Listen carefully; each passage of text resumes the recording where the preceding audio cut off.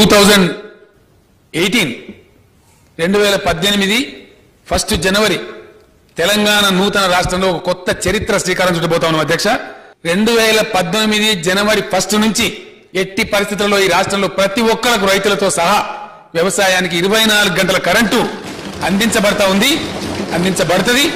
ఈ మాట నేను మనవి చేస్తా ఉన్నా అధ్యక్ష. రైతులకు మంచి తీపి కబురు నేను చెప్తా ఉన్నా.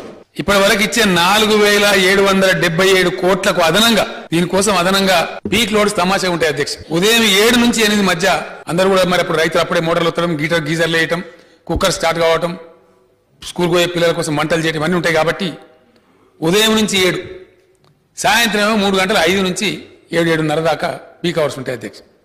ఈ టైంలో చాలా హెవీ పర్చేజ్ చేయాల్సి వస్తుంది సంస్థలకు ఉన్న అప్పు మనమే తీసుకున్నాం ఉదయ్ స్కీమ్ ద్వారా.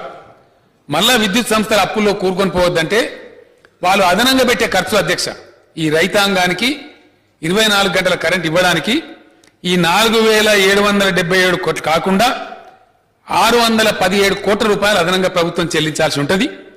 వచ్చే బడ్జెట్లో పెట్టి జనవరి నుంచే వారికి 4770 కోట్లకు బదులుగా 5384 కోట్లు ప్రభుత్వం చెల్లిస్తుంది. రైతులకు 24 గంటలు పవర్ సప్లై చేస్తుంది. అందులో చాలా సంతోషంగా. ఈ వీడియో మీకు నచ్చినట్లయితే లైక్ చేసి షేర్ చేయండి. సబ్స్క్రైబ్ చేయడం మర్చిపోకండి. Please subscribe Fatafat news.